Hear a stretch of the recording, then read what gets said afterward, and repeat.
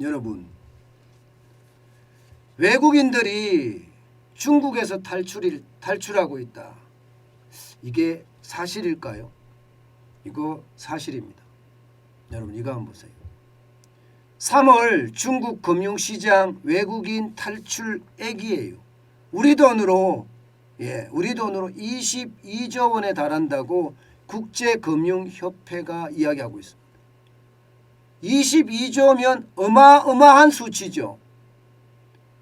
작년에 한 해 동안 대한민국에서 탈출한 외국인의 금액이 22조가 좀 넘습니다. 그런데 3월 한 달 동안 외국인들이 중국에서 탈출한 금액이 22조예요. 채권시장에서 14조 원, 112억 달러고요. 주식시장에서 63억 원, 8조가량 탈출을 했습니다. 야, 이름이 외국인들이 탈출한다. 이게 여러분, 외국인들이 탈출한다는 것은요, 중국 경제에 아주 나쁜 신호가 지금 감지되고 있다는 뜻이에요. 굉장히 나쁜 신호가. 결국 말입니다. 이렇게 외국인들이 탈출하는 신호가 보이니까 중국의 국가주석인 시진핑 주석도 여러분 좀 다급해졌습니다. 3년임을 해야 되는데 지금까지 공동부유라는 이름으로 뭔가 민심 다독거리기에 굉장히 노력을 했는데 이게 외국인이 빠져나가면 경제가 몰락하면 그만큼 시장에 충격이 있다는 이야기가 되는 거잖아요. 그러면 시진핑이 생각하는 인민들의 그 충격도 저는 클 거라고 생각을 해요. 그래서인지 갑자기 말입니다. 공동부유를 들고 나와서 인민들의 어떤 여론을 계속 떠받쳐 왔는데 갑자기 자본주의 발전을 위해 더 큰 공간을 풀어줘야 한다. 그러면서 말입니다. 자본시장을 중시하는 듯한 발언을 했습니다. 아니, 듯한 발언이 아니라 중시하는 발언을 했습니다. 실제 말입니다. 시진핑은요. 30일 날 4월 30일 날이에요. 중국 공산당 중앙정치국 집단학습에서 자본을 규범화하고 발전을 이끄는 것은 경제적, 정치적으로 중대한 문제다. 이렇게까지 이야기를 했고요.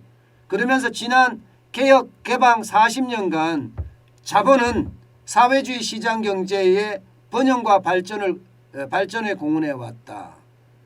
앞으로도 자본의 적극적인 역할은 반드시 경정해야 한다. 그러니까 자본 시장을 중시하겠다는 이야기를 했습니다.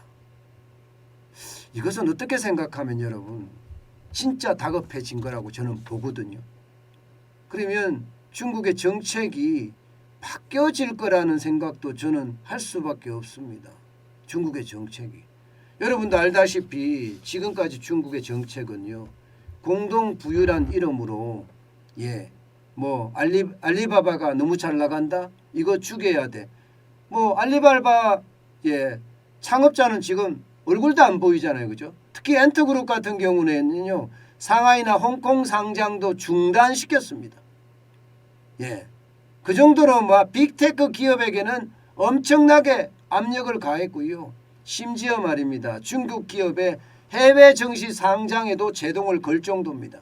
그래서 많은 기업들이 미국의 나스닥으로 가지 않고요. 홍콩 증시나 중국 증시로 상장하는 그런 일까지 벌어졌었거든요.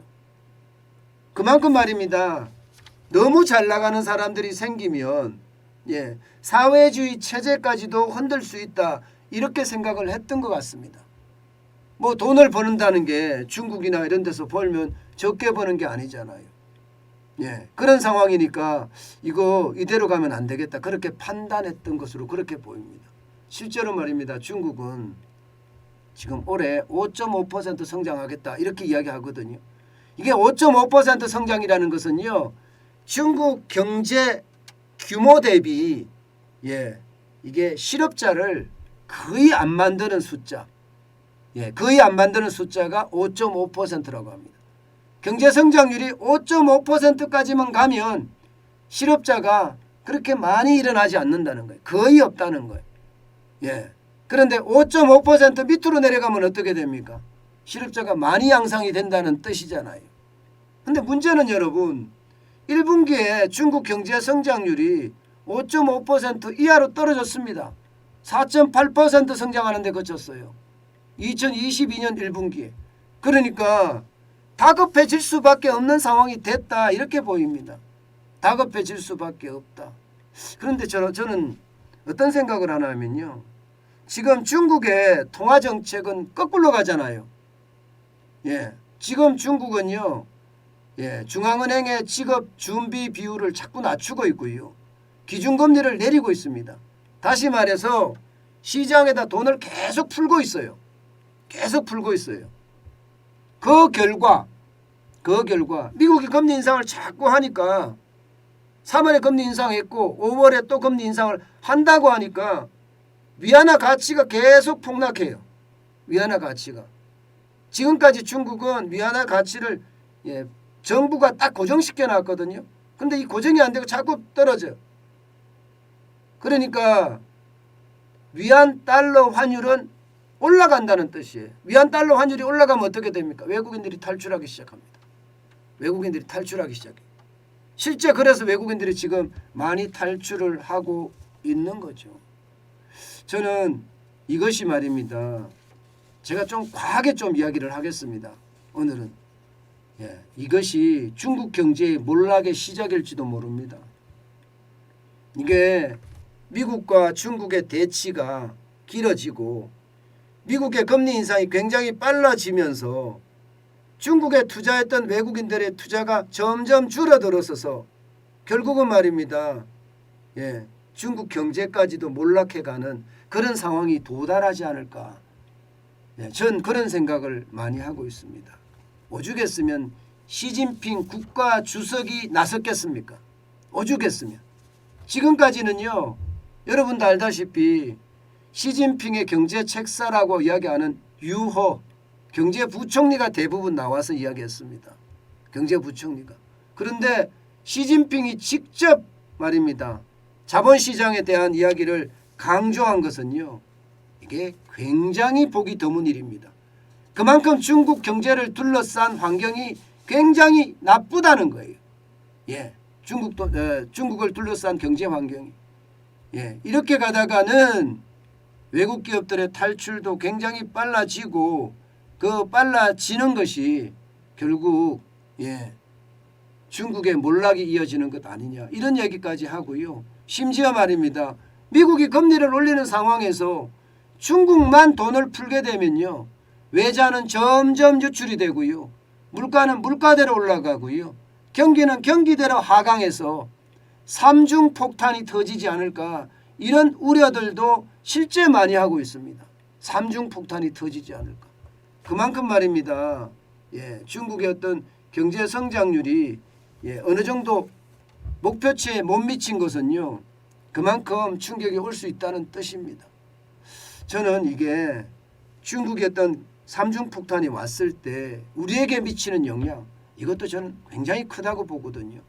우리에게 미치는 영향은요. 어떻게 생각하면 수출의 30%를 중국 쪽으로 가고 있는데 여기에 대한 충격까지 오니까 우리 경제에 대한 충격도 그만큼 커질 겁니다. 그래서 하반기 경제가 그렇게 전망이 밝지 못하다 하는 것도 그런 이유입니다.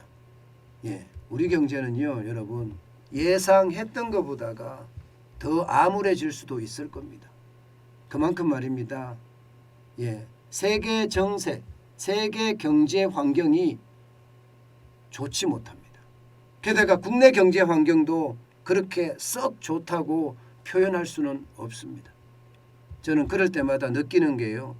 충격의 도가 커지는 것, 그것은 여러분, 우리가 그 충격을 대비해야 된다는 뜻도 됩니다.